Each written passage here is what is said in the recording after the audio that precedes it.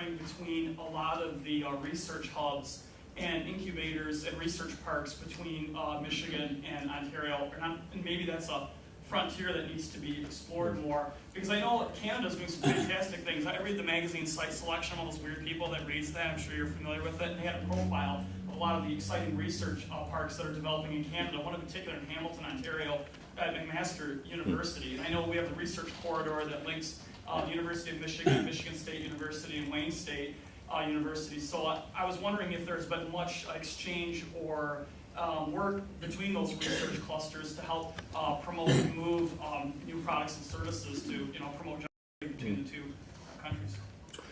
There's a lot, but there's not nearly enough.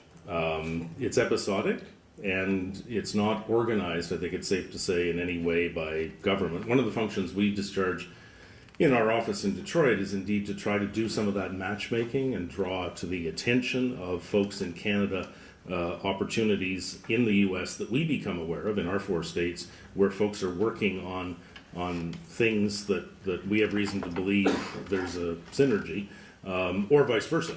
But it all requires that somewhere along the line somebody become aware, and therefore, and there's a lot of outreach by researchers directly across the border, and of course work is published and that comes to the attention of people. It's a priority for us. I think it's safe to say that a lot more could be done than what we've done so far. And if we were to be successful in achieving it, and people were working jointly across the border in these areas, one can only imagine what the beneficial impacts would be. I think they'd be considerable. Roy's used the word episodic repeatedly, and I think that's, if you look back through the history on all of these issues, that is really true. We have not institutionalized. Go back to what Premier Davis said in 1982. We've got to institutionalize these relationships and get out of this episodic getting together, whether it be governors, whether it be tech companies, whatever it is. Institutionalizing those relationships and building, as Roy talked about during the course of his speech, this understanding that we're in this together. It is really key. And you can only do that if you institutionalize. And by institutionalization, I mean at the level of governments, at the level of the citizenry, letting people move across that border, know each other. You don't know, my grandfather emigrated from Ontario to Michigan. I mean, there has been a connection forever. We're everywhere. Yeah, they're everywhere. They're everywhere. They're everywhere. So we've got to get back to understanding and creating those institutions that assure that these issues are dealt with on a daily basis, not on an episodic basis, as Roy talked about. I'm a high school teacher from Dewitt High School. This is another teacher, and also we run our students, and we want to help with that. You said help pick a regulation. We want to help. We want to help in our way. So if we can be an example at the K-12 level, instead of integrating that institutionalization in everyday life, I can't think of a better, more ground zero approach than with K-12. So I'll come over and give you some. Welcome to it high, by the way. Thank you. Sorry. I'll come over and give you some cards, and let's keep in touch. Yeah, okay. thanks. More? Where do you think, what role would you like to see the Canadian Studies Center at MSU play here? I mean, obviously, you've been a great convener of people for cooperation and dialogue, but we want to take it to another level. And as Governor Snyder is essentially reinventing the Council of Great Lakes Governors, Right. Roy, you're an expert in all this, but what thoughts do you have for the center so that this is all being recorded, so we'll be able to summarize all this for everyone, but going forward, what do we do? Well, from my lips to President Simon's ears, I think that the Canadian Studies Centre should take over MSU, or at least become the dominant organization in international studies at MSU. Because, as I said in my remarks, there is no more important relationship. This center, and we had a board meeting yesterday, an advisory board meeting yesterday, at which we discussed visions and way to action those visions going forward. I really think that there's scope to build largely on the work, the tremendous work that's already been done, and for MSU to model. It already is in a sense, Anne Marie, by virtue of being the oldest Canadian Studies Centre in the country. But interest in Canadian studies ebbs and flows, and government is partially responsible for the fact that it sometimes ebbs, and I regret that. However, there are sound business, self-interested reasons for folks to be focusing on Canada, and for Canadians to be focusing on the United States. And it's the job of the Michigan State University Canadian Studies Center to model why that should be done, how it's in everybody's interests to be focusing on one another, and to create, in my view, more and more, whether it's endowed professorships. Yesterday I was talking singular. Today I'm talking plural. Why not go with gusto here in terms of being big-minded going forward? But in the business school, in public policy, in different sections of the university having to do with Great Lakes water management or agriculture. 68% of Michigan's agricultural exports to the world are to Canada. And MSU is a leader in agricultural studies, and Guelph University in Ontario is an agricultural university. In the first instance, it's morphed into other things as well. There's a lot of cooperation now. They're really, the sky is almost the limit in terms of the amount of cooperation that could be taking place, because there's such a high level of expertise in both places. And it's better than episodic, but it's not as institutionalized as it could be. I'd only add one quick thing, a couple quick things. One, and Roy talked about it a little bit. I wish there were more academic programs for kids. Push in the direction of understanding what the relationship is, what the importance of that relationship is. I look again back on my daughter's experience in James Madison. It was Spain or South Africa. Canada was not on the list, for options for them. And it is important in Michigan. If you're going to build a relationship, you start with the young, as was pointed out here. And you build people who have expertise and understanding. That's one point. Second thing I'd like to see you do, and we got Mayor Hartwell here, let's build relationships between city and city. Let's do that on a more regular basis. I'm sure George would love to be a leading person, one of the first adopters of such. We have sister city relationships in Japan, in China.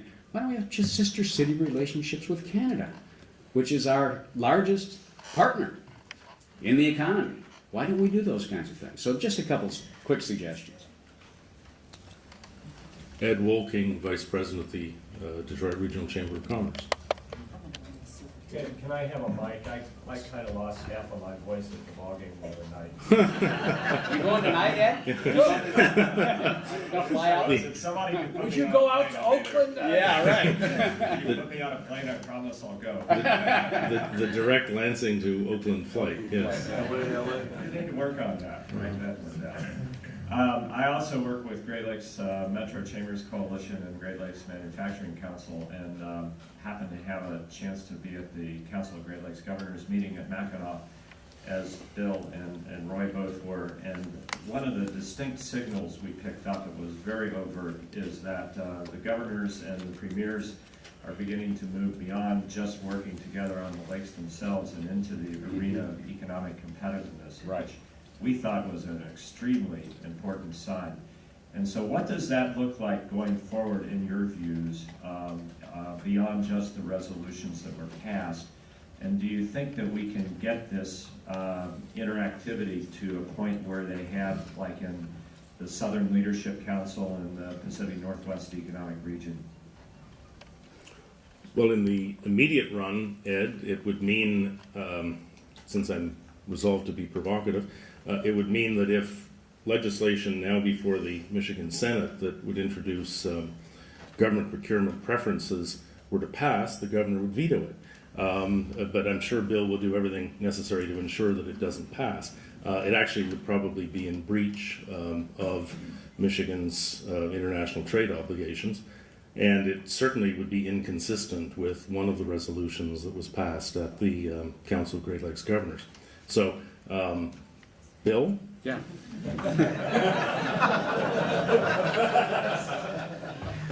Well, there are certain bills I don't want to see on the governor's desk, and part of the list. Let me respond just in a little different way. I think there was a turning point. You go back to, again, that first conference in 1982, there were some economic. There was a Seaway call, there was a call for redoing the locks, which we still haven't got done in Sault Ste. Marie. Over and over again, we've been calling for that and still haven't got there. But I think there was a shift toward more economic cooperation and working together.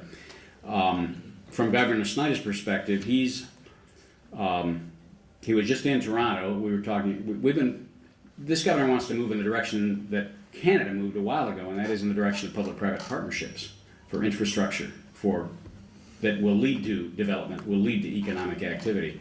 There are currently 4 RFIs out there from our Department of Transportation for public-private partnerships. We can learn from each other. We have learned from Canada about public-private partnerships, how you do them. These opportunities are out there, so I think you're beginning to see a more synergistic approach to that.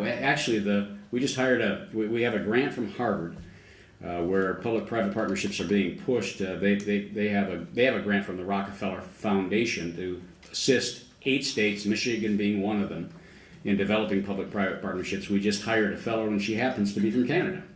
So these relationships are strengthening, I think. And to your point, Ed, your help in continuing to push that message and it is critical. People like Rick Chappell pushing that message as well, that we are in this together. I got to go back to some of the bridge discussion. I really appreciate, I think we crossed a huge line in Michigan in terms of support for that bridge. When the Grand Rapids Chamber, the Right Place, Traverse City Chamber of Commerce, all got out and said, this is important to Michigan. It was no longer Detroit and Windsor. We began to look at this as Michigan and Ontario. Michigan, Ontario, Montreal, Michigan, Chicago. That's the way we need to look at things from that broader perspective. One more, or we get one more might push us off schedule. So maybe, Laura?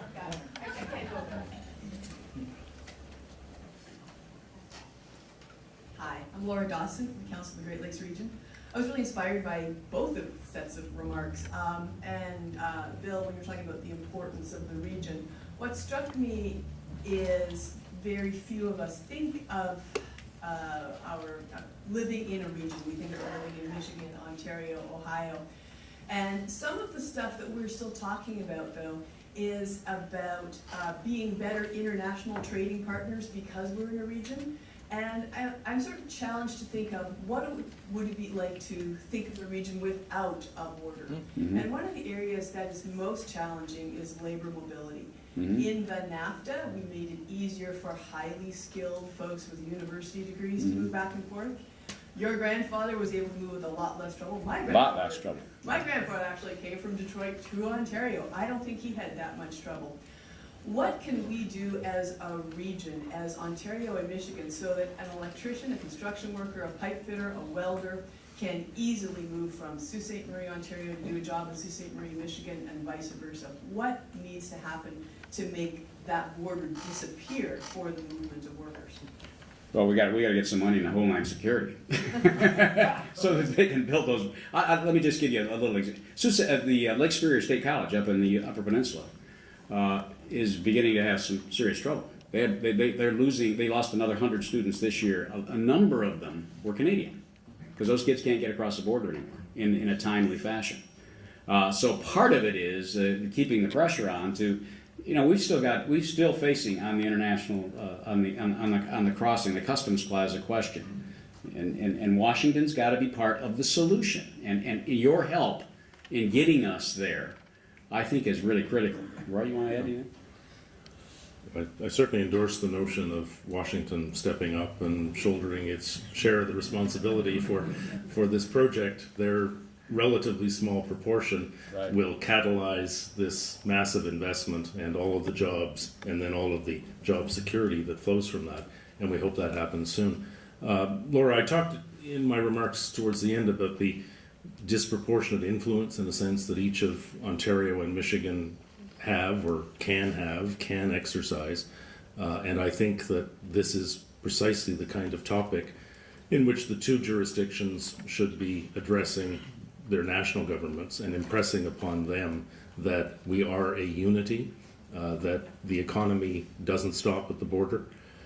It probably requires a bilateral Canada-US arrangement. I doubt that a trilateral NAFTA-type context is conducive to addressing labor mobility issues, but maybe I'll be proven wrong in that regard. But Michigan has influence with Washington on this.